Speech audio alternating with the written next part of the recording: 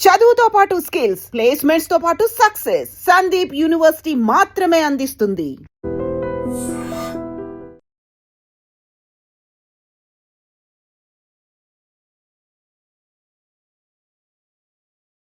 నమస్తే, welcome to I dream talking point with కవిత.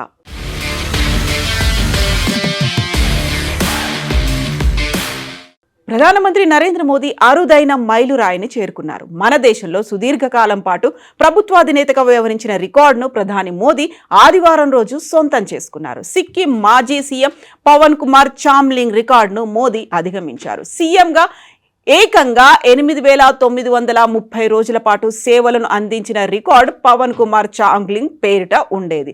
మార్చి 22 అంటే నిన్న ఆదివారం నాటికి గుజరాత్ సీఎంగా, దేశ ప్రధానిగా, ప్రభుత్వ అధినేతగా వివిధ హోదాల్లో నరేంద్ర మోదీ 8,931 పని దినాలను పూర్తి చేసుకున్నారు. దీంతో పవన్ కుమార్ పేరిట ఉన్నటువంటి రికార్డు బద్దలైంది. దీర్ఘకాలం పాటు గుజరాత్ సీఎంగా వ్యవహరించిన రికార్డు నరేంద్ర మోదీ పేరిట ఉంది. సీఎంగా సేవలు అందించే అవకాశం ఆయనకు 4 సార్లు లభించింది.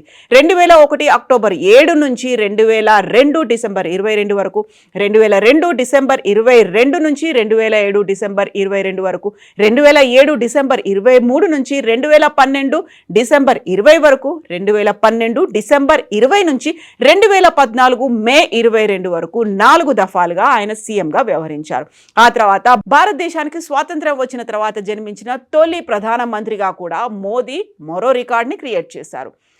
గుజరాత్ సీఎంగా అయిన తర్వాత జాతీయ రాజకీయాల్లోకి ప్రవేశించి 2014 మే 26వ తేదీన దేశ 14వ ప్రధానిగా ప్రమాణ స్వీకారం చేశారు నరేంద్ర మోదీ.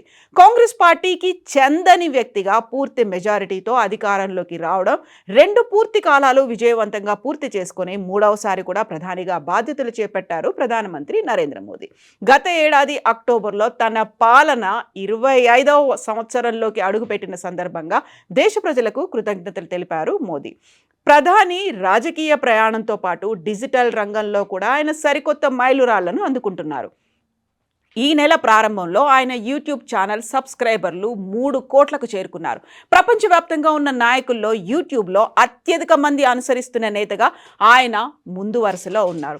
ఇక ఫిబ్రవరిలో ఇన్స్టాగ్రామ్లో 10 కోట్ల మంది ఫాలోవర్లను దాటిన మొదటి ప్రపంచ నాయకుడిగా కూడా మోదీ రికార్డు సృష్టించారు. 2014లో ఇన్స్టాగ్రామ్లో చేరినప్పటి నుండి ఆయన అకౌంట్ వేగంగా వృద్ధి చెందింది. ప్రస్తుతం ఆయనకి ఇన్స్టాగ్రామ్లో 10,10,00,000 మంది ఫాలోవర్లు ఉండగా, ఎక్స్ అంటే ట్విట్టర్లో 10,64,00,000 మంది ఆయన్ని అనుసరిస్తున్నారు. ఈ రకంగా కూడా ప్రపంచవ్యాప్తంగా ఆయన ముందు వరుసలో ఉన్నారు. ఒకవైపు ఆయన పరిపాలనతో పాటుగా యూట్యూబ్లో ఉన్నటువంటి ఇన్స్టాగ్రామ్ సబ్స్క్రైబర్లు, వీరన్నిటి నేపథ్యంలో ఆయన రికార్డులు అయితే క్రియేట్ చేస్తున్నారు. ఇదే నేపథ్యంలో అభినందనలు కూడా వెల్లువెత్తుతున్నప్పటికీ కూడా అదే స్థాయిలో ఆరోపణలు, విమర్శలు కూడా వినిపిస్తున్నాయి.